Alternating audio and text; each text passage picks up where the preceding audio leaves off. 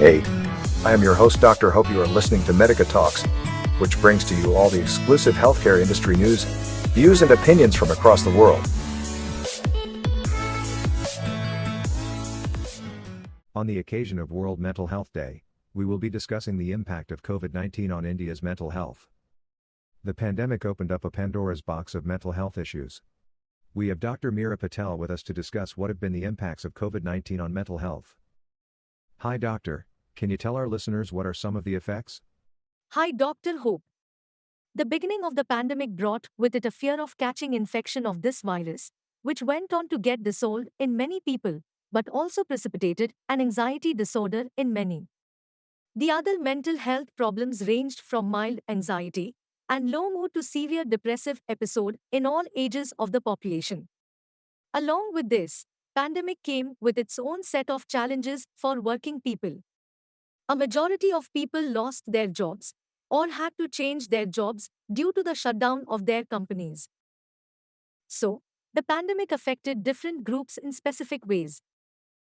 Entrepreneurs and self employed people found it difficult to sustain their work due to the lockdowns. On the other hand, employees of many organizations got to work from home. Did work from home also play an impact on mental health?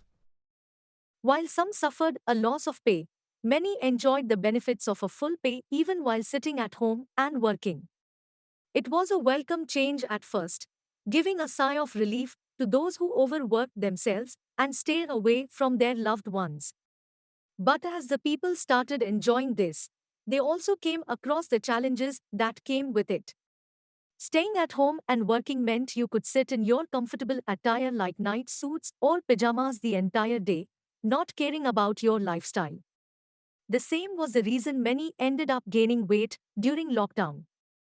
Employees were often made to work overtime as the workload increased due to losses faced by the companies.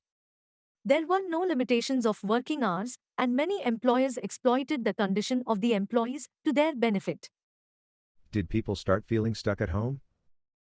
Working from home meant being all the time with parents, partner, spouse, and children. Many people couldn't deal with this, and there was a rise in family conflict and marital conflicts. Balancing the work life and personal life was difficult, as it is, but in some cases, work from home added on the stress. There was an increase in cases of domestic violence, physical and verbal abuse. Many people resorted to substance use to cope with the stress and anxiety, albeit ineffectively. There was an increase in the cases of nicotine dependence, alcohol use disorder, among others. This added to the already strained relationships and occupational dysfunction already existing to the COVID-19 pandemic. Many are calling it a mental health pandemic, as clinicians saw a rise in the cases of anxiety disorder and depression. Patients with already existing disorders, who were maintaining well on medication and psychological therapies, also relapsed as they couldn't avail medical services due to restricted movement during the lockdown. People were unable to indulge in their outdoor activities like walking, running, and pursuing their hobbies as well. Children's mental health was also heavily affected as they got schooled at home. Yes, working parents faced challenges in managing their work. Their children were at home now throughout the day instead of being at school. This challenged the parenting styles, leading to further conflicts. The working parents had to manage their children and their work, which was now more demanding than ever. The education of students also took a hit in the initial months of lockdown. The schools and colleges also came up with an innovative idea further expanding work of home.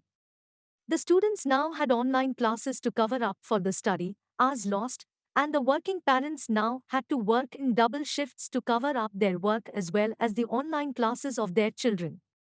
Every solution that was put across to deal with the pandemic's impact instead had an even greater impact on the mental health of working people.